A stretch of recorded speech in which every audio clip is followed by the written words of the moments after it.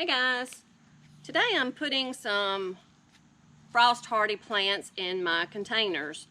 The flowers from the summer pretty much done their thing, so I pulled them out, and instead of just putting ornamental flowers in my containers, I'm actually going to put some edibles. So there are lots of different greens and lots of different vegetables that are cold hardy, that are frost hardy. I love Swiss chard, y'all. I don't know if y'all have ever grown Swiss chard, but they come in all kinds of beautiful colors. These are bright light Swiss chard, and they're frost hardy, so I'm going to put some of them in here. The kale is also frost hardy, so you can put that in there. I just like the different textures of the different kinds of greens. Collards. Nobody thinks about putting collards in grow containers or grow bags, but that's a great way to have some edible plants in your containers. So I also picked up some pansies. You know, I think pansies around the pot is going to be a beautiful addition as well. So, and you can actually eat the flowers of the pansies. I don't know about the leaves, I'll have to check into that, but you can eat the flowers of the pansies. So first I'm just going to start out by putting my greens in here. I'm going to start out by putting my Swiss chard in here. I went ahead and separated some of these. These plants have about, I don't know, 5 or 6 different stems in there. So I'm going to go ahead and separate them because I'm going to scatter them around in the greenhouse in some of my grow bags, and I'm going to scatter them around outside. So just to not put all my eggs in one basket, if it does get really cold and these Swiss chard freeze, I will at least have some in the greenhouse in some of my grow bags. So, ooh, I like this color. Look at that beautiful purple color. I'm going to put that one in the middle. So the container's going to look kind of small and sparse right now, but you have to plant with the thought of the fact that these babies are going to do some growing. So I've made the mistake in the past of putting too many things in containers just so they'll look full and look beautiful right when I get them planted. But if you do that, they're not going to have enough room to grow, and they're going to be too crowded later on. So it's a little bit of a sacrifice right now for me, honestly, to put these smaller plants in. But I'm going to water them with some compost tea, and hopefully that'll kind of kickstart them and make them grow a little bit faster. All right, so they have some beautiful yellow Swiss chard, and we'll see if I can peel these apart without destroying them. I have grown Swiss chard from seed, but I didn't do that this year. I didn't get a jump start on it like I should have, and I don't have time right now to get them started. So these plants were only like $2.50 at the co-op, and they do have multiple plants in there, so I'm just going to separate them. I love the texture of the curly leaf kale, so I am going to put one of those in there. Swiss chard it's frost hardy. I think it'll make it until maybe about 17 degrees, so if it gets lower than that, I will have to come out here and cover them up just to kind of protect them. But I'm going to make the Swiss chard my accent piece. Swiss chard does a really good job of putting on new leaves. These are cut and come again greens. So when I want to make a salad, or if I want to saute some greens or throw some greens in some soup, I can just come out here and clip these leaves off. Of course, I'll let them get bigger. I'll let this Swiss chard get bigger. But I can just come out here and cut some of these greens off and throw them in my soup and throw them in my stew. I'm just going to scatter some of these pansies around. I've never eaten pansy flowers, but you can. They are edible.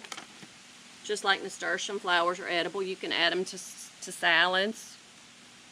They make pretty garnishes, and you can add them to your salads and eat the flowers. So the pansies will give it a little bit of structure and make it look, you know, a little bit more finished right now until the Swiss chard takes off, and the Swiss chard is going to steal this show. So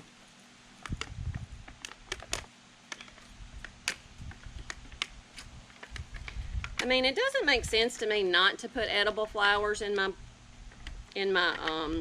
fall and winter pots In the summer, I've got plenty of food to eat on. There's lots of fresh stuff coming in the garden. But in the winter, the only thing we have are greens, turnip greens, which the deer demolished those last year. And the root crops, the actual turnips off the turnip greens. You know, that's the only thing we have coming in the winter. So, it's nice to put edible things in your containers in the fall and winter. See, I already like the way that looks with the Swiss chard, the purple and the Swiss chard, and the deep maroon purple of the pansies. I already like the way that looks. So, nothing difficult about that. That is one container of edible food right there. Good to go. So, I've got a bunch of grow bags that I'm also going to use my leftover greens in and put them in it. Especially my Brussels sprouts. I think that the thing I love about the grow bags is when the frost and the cold temperatures fall at night, the grow bags are easy for me to pick up and move into my greenhouse. I don't want my Brussels sprouts to be in the greenhouse all the time during the day right now because they'll get too hot.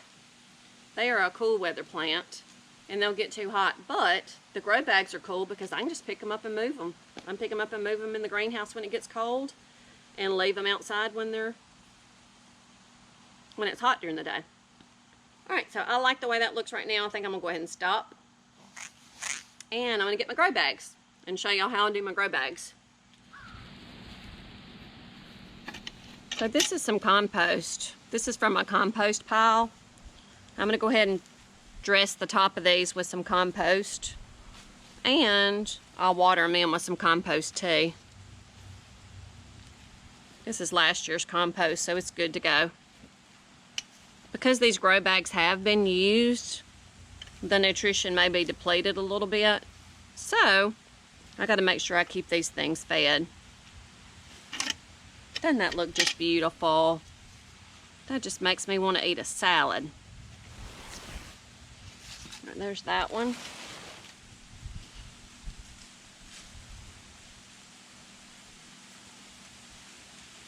I've got gardening gloves, y'all. I don't ever remember to put those babies on. I never think about it. That compost looks great. Y'all don't judge my greenhouse. I haven't finished cleaning it out and straightening it up, but this year I'm going to use the water in my 55-gallon drums to water my grow bags and my containers with.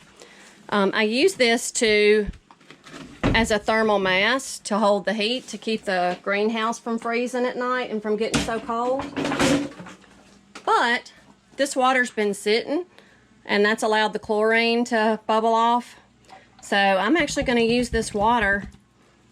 I'm going to use this water to water my plants. Chlorine, you know, is added to water to kill pathogens, but it's also going to kill the good bacteria. So instead of using water out of the hydrant, I'm going to use this water that's been sitting in my barrel to water. And then I'll just get the water hose and I will top off my 55-gallon drum when I get finished watering. So I have no idea if this is, oh y'all, I got to show that off. Look at this. That is a fish pepper. This is the second year that I've saved it. I saved it and I put it in the house last winter in my south-facing window and cut it back. And I just love that. I love the foliage. Look at those beautiful, beautiful peppers on it too. That makes me happy. So I'm going to gather some peppers off this and make some pepper sauce. But I'm actually going to overwinter this. I'm going to see how many years I can winter this pepper over. These are some peppers that I wintered over as well. Here's some jalapenos. They don't look as good. I need to cut them back and fertilize them well. I dug up my basil and put it in a pot. And that's my ginger. Look at that stuff, y'all. That's actually ginger that I planted from the grocery store. Whenever I need to cook with ginger, I just come out here and cut off a little bit of the rhizome. That is my lemon balm. There's a citrus tree. That's my, well, it's supposed to be a lemon tree, but it's an orange tree. And y'all, this is the first time I've ever grown goji berries. They're supposed to be a superfood, so I'm gonna save some of the seeds and grow some more plants next year. This is kind of a hot mess up there. I'm not finished playing with that. This is some turmeric that I bought at the farmer's market last year, and I just decided I was gonna go ahead and plant it and see what I can do with it. Okay, so these grow bags have red romaine lettuce, and the green right there is Brussels sprouts. So today I was also gonna show you the summer garden. We had a frost about 3 weeks earlier than normal, so it's kind of heartbreaking to me because I planted some pumpkins. This is my first year to plant pumpkins, and I was really looking forward to getting some big pumpkins and a lot of pumpkins. I've got a few big ones, but they just didn't put on as much as I thought they would. But I'm about to show y'all the heartbreak. All right, so all those leaves got damaged with the frost. We had 2 days of frost. This is a sugar pie pumpkin. It's an heirloom, so I'm gonna leave them on there a little bit longer and see if they will continue to grow. There are still some blooms and blossoms on here. Y'all, I'm gonna tell you, the deer are still getting in the garden. Look at all these tracks. Look at all those. We are gonna have to do something different or they're gonna eat all of our greens.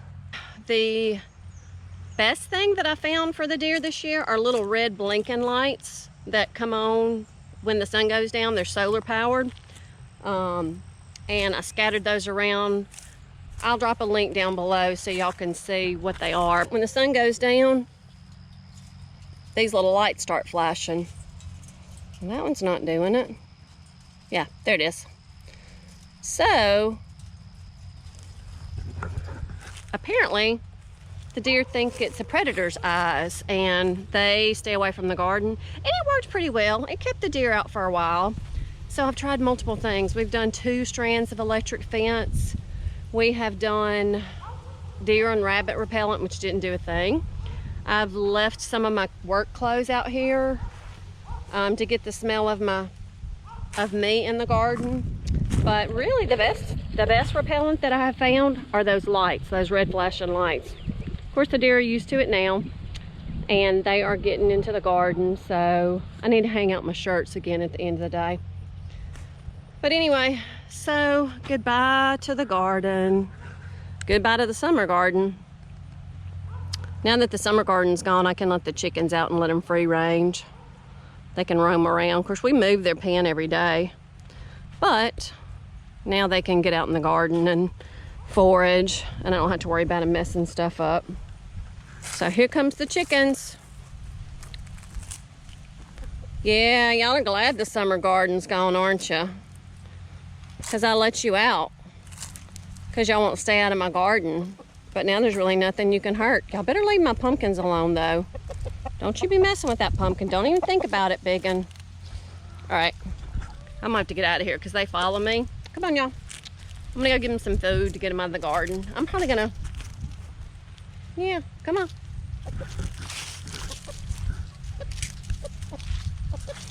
Come on. They want some food. So let me go feed these chickens so they'll get away from my pumpkins. See y'all later.